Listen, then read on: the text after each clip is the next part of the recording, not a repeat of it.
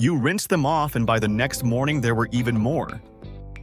If you have been fighting the same aphids on the same plant 2 or 3 times already, the problem is almost never your spray. It is what you did not check before you walked away. That 10-second check is what separates the people who get this under control from the people who end up spraying again and again without really solving the problem. Before anything else, put down whatever you are holding and look at 3 specific spots on that tomato right now. Not the whole bush, just the very tip, the newest cluster of leaves at the top.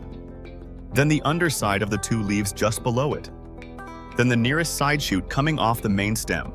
The whole thing takes under 10 seconds, and what those spots show you often tells a completely different story from what you saw when you were standing above the plant with a hose. If the tip is already starting to curl inward on the edges, the situation is further along than it looked from a distance. Aphids do not distribute themselves evenly across a plant. They cluster where the tissue is youngest and softest, and that is almost always the growth tip and the underside of immature leaves. When you spray the top surface, you wash away the ones that wandered slightly off the main colony. The colony itself stays right where it started. Think of it like sweeping a floor without moving the rug.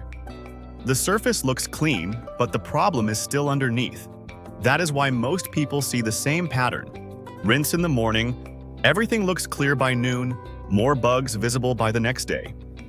We will use a simple soap spray in a minute, but first make sure you are treating the right place. Under warm conditions, many aphid species can produce several live young every day.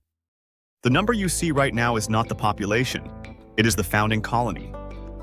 What grows next is the generation already developing inside the adults you can see. This is why the patch looks manageable on a Tuesday and looks completely different by Friday, even if you rinse the plant on Wednesday. Before you mix anything, walk to the next tomato. If you find the same curling at the tip there too, you are dealing with more than one colony and the treatment area just got larger. Ant trails are another early signal that most people miss entirely. If you see ants moving up and down the main stem in small but steady lines, they often lead you straight to an aphid colony before the damage becomes obvious. Ants farm aphid honeydew, a sticky, sugary substance the insects excrete as they feed, and they actively protect the colony from predators in return. Spotting that ant traffic before you spot any curling at the tip can give you a 2 or 3 day head start. The stickiness you feel on a leaf or stem surface is that same honeydew. It is not water residue. If your fingers come away sticky, flip the nearest young leaf immediately and look underneath.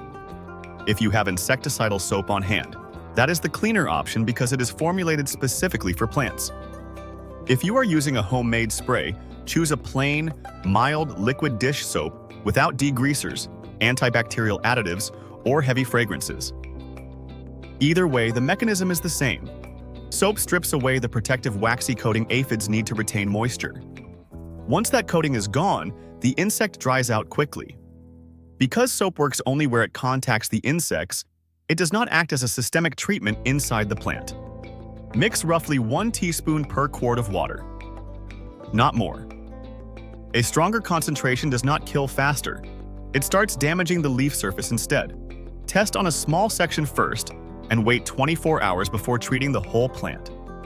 For young tomatoes or anything already under heat stress, err slightly below that ratio. When you apply it, hold the spray bottle underneath the leaf and work upward. The colony is on the underside. Spraying down from the top covers the wrong surface and leaves the actual population untouched. Work from the growth tip down, leaf by leaf on the underside, across every branch on that plant. A single overlooked shoot can quickly restart the infestation. Now, timing. In hot afternoon sun, soap residue can increase the risk of leaf damage before it dries. Early morning is the better window, lower temperatures, and the plant has the full day to dry before any stress builds. If you miss the morning, wait until the sun drops in the evening. Mid-afternoon is the one window to skip entirely, even if that is exactly when you first notice how bad it looks. 48 hours after treatment, go back to the same spots. You are not looking for 0 insects. That rarely happens after 1 round. What matters is whether the growth tip is still clean and upright, whether the visible insect count has dropped, and whether the ant traffic on the stem has slowed. When the honeydew supply drops, ant activity often drops surprisingly quickly. A quieter stem is often the first sign the population has been disrupted, before the insect count itself is obvious. If after 2 treatments spread across 4 or 5 days, the growth tip is still deforming and you are seeing new colonies on plants that were previously clean, a home soap solution is not going to be enough.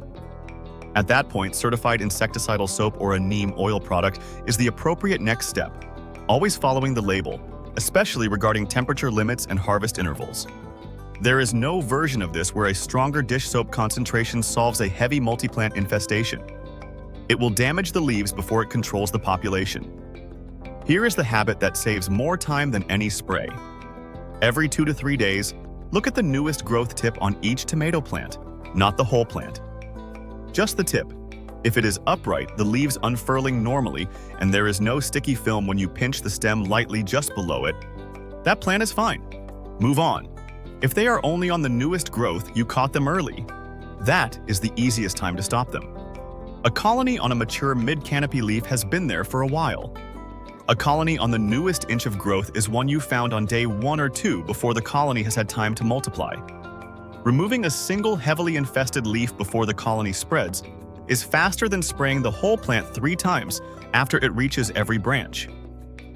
If you find a tip with a visible cluster and the leaf is already badly distorted, pinch it off cleanly and bag it. Do not leave it on the ground nearby. If your compost does not reliably heat up, it is safer to dispose of heavily infested leaves rather than compost them. Here is what a recovering plant usually looks like after 2 days. If you already treated and noticed a difference, check those same spots again in 2 days. If the tips are straightening out and new leaves are coming in normally, the plant is recovering. That is the sign you are looking for. Not perfect cleanliness, but forward movement in the right direction. Lacewings, parasitic wasps, and ladybugs do reduce aphid populations naturally, and they are worth protecting. A carefully targeted soap spray on the specific affected plant is generally far less disruptive to beneficial insects than treating the entire garden.